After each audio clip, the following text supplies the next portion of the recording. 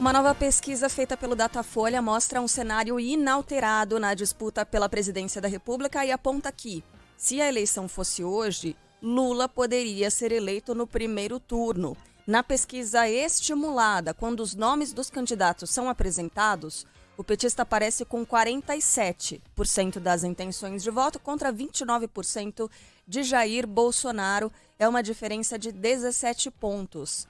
Na pesquisa anterior, feita em junho, Lula tinha os mesmos 47% e o atual presidente Jair Bolsonaro, 28%. Então, 28% na pesquisa anterior, 29% agora Jair Bolsonaro. Ciro Gomes, do PDT, aparece com 8%, Simone Tebet, do MDB, com 2%, André Janones, do Avante, Pablo Marçal, do PROS e Vera Lúcia, do PSTU, surgem com 1% cada.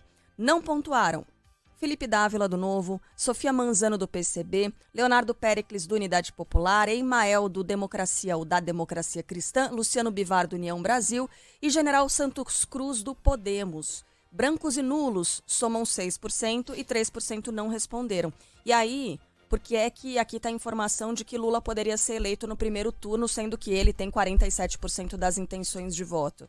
Porque se forem considerados apenas os votos válidos, né, sem os brancos e nulos, aí Lula teria 52% das intenções de voto e Jair Bolsonaro 32%. Ciro Gomes ficaria com 9%. Com 52%, Lula liquidaria a fatura já no primeiro turno. Na pesquisa espontânea, quando os nomes dos candidatos não são informados, Lula tem 38% e Jair Bolsonaro 26%. Ciro Gomes aparece com 3% e Simone Tebet com 1%. Brancos e nulos totalizam 6% e 25% não sabem. Agora, uma boa notícia para o presidente, né?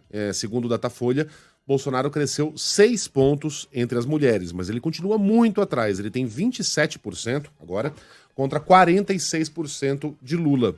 O petista, por sua vez, ganhou terreno entre os homens, subiu 4 pontos e nesse recorte lidera por 48 a 32. Entre quem ganha até 2 salários mínimos, Lula tem 54% e Jair Bolsonaro 23%. Entre os evangélicos, Bolsonaro leva vantagem. O atual presidente tem 43% contra 33% do petista. Em um eventual segundo turno, Lula venceria Bolsonaro por uma diferença de 20 pontos. Petista tem 55% das intenções de voto contra 35% do presidente. Em junho, Lula tinha 57%, Bolsonaro 34%. Agora tem também um outro índice medido pelo Datafolha, que é o índice de rejeição. E aí Jair Bolsonaro lidera, né? Tem o maior índice de rejeição segundo a pesquisa. 53% dos entrevistados dizem que não votariam de jeito nenhum no atual presidente. Lula é rejeitado por 36% dos eleitores e Ciro Gomes por 25%. Datafolha ouviu 2.556 pessoas entre os dias 26 e 28 de julho em 183 cidades brasileiras. Margem de erro é de 2 pontos para mais ou para menos e a pesquisa foi registrada no TSE sob o número BR 01192/2022. Bom, é isso. Em relação à aprovação do governo, os números são desanimadores para Bolsonaro. Há boas e más notícias para o presidente nessa pesquisa Datafolha, Carla Bigato. O governo tem 45% de reprovação e 28% de aprovação. Só 28% dos brasileiros acreditam que o governo Bolsonaro é bom ou ótimo. Esse é o pior desempenho de um postulante à reeleição a essa altura do mandato, desde que esse instrumento foi criado em 1997. O Bolsonaro, a essa altura do campeonato, tem uma popularidade menor que a de Dilma Rousseff, que a de Lula, que a de FHC, que a de qualquer presidente que tenha tentado a reeleição. A boa notícia para o presidente é que a reprovação dele, nessa pesquisa, pelo menos, apontou para baixo. Era de 48%, caiu para 45%, e a aprovação subiu de 25% para 28%, ou seja, fora da margem de erro. Ele ganhou algum terreno, mas continua... E ganhou também terreno entre mulheres, os mais pobres, católicos, nordestinos, que são alguns dos calcanhares de Aquiles de Jair Bolsonaro. Então essas são as boas notícias, mas é muito pouco. para quem teve uma semana de fatos positivos, né? A queda no preço da gasolina, a redução da inflação, o anúncio dos programas sociais advindos da PEC Kamikaze.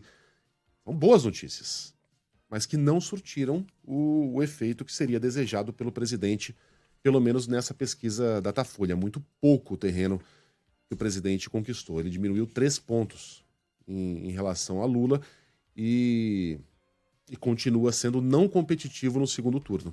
Perderia para todos os candidatos. É uma situação desesperadora. Há apenas 2 meses do primeiro turno, por mais que o dinheiro do Auxílio Brasil turbinado ainda não tenha caído, esses caraminguás devem render alguns votos a Bolsonaro, especialmente entre os mais pobres, mas por enquanto esse efeito não existiu. Tanto é que Lula, segundo essa pesquisa, poderia liquidar a fatura no primeiro turno. E tem uma novidade importante aqui envolvendo eleições. Atenção!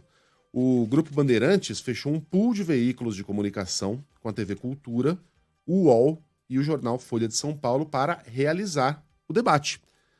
Esse encontro será realizado aqui no estúdio principal da Band no dia 28 de agosto, é um domingo, às 9 horas da noite, claro, com cobertura completa e transmissão simultânea aqui na Band News FM. Antes disso, no dia 7, a Band realiza debates entre os candidatos aos governos em 9 estados, além do Distrito Federal. Não é uma novidade. Em 1989, nos primeiros debates pós-redemocratização realizados aqui na Band, eles também aconteceram por meio de um pool de emissoras de TV aberta. E essa era uma reivindicação de candidatos, especialmente de Lula, que achava o número de debates exagerado, porque tem o debate da TV aberta, tem os debates dos portais, tem os debates dos jornais, tem o debate de não sei lá qual associação, tem o debate das rádios. Era uma reivindicação para que esse número fosse reduzido, a formação desses pools. Muito bem, está formado. Entre Band, Cultura, UOL, Folha de São Paulo, já não há mais razão para que algum dos candidatos não compareça a esse encontro marcado para o dia 28. Esperamos ver todos aqui no estúdio, porque o eleitor merece. Né? Merece acompanhar esse confronto, merece que perguntas incômodas sejam feitas a seus candidatos, merece saber o que esses candidatos pretendem fazer pelo Brasil. Não adianta o presidente falar, o que eu vou fazer é isso aí que eu estou fazendo já. E não é assim que funciona. Segundos mandatos são completamente diferentes, as circunstâncias são diferentes, o cenário internacional é outro, o Brasil é outro. E Lula também não pode simplesmente dizer, vocês já conhecem meu trabalho, eu governei o Brasil por 8 anos, também é outra década. Né? São outros tempos, é uma outra realidade, são outros desafios. O Brasil hoje é outro país. Então é importante que a gente tenha esse encontro, que todos compareçam, porque, repito, o eleitor merece, Carabigato. Pois é, e desse ano para o ano que vem, a coisa está muito diferente também no que se refere a orçamento, né? A grana e a tudo isso. Então é importantíssimo a gente ouvir.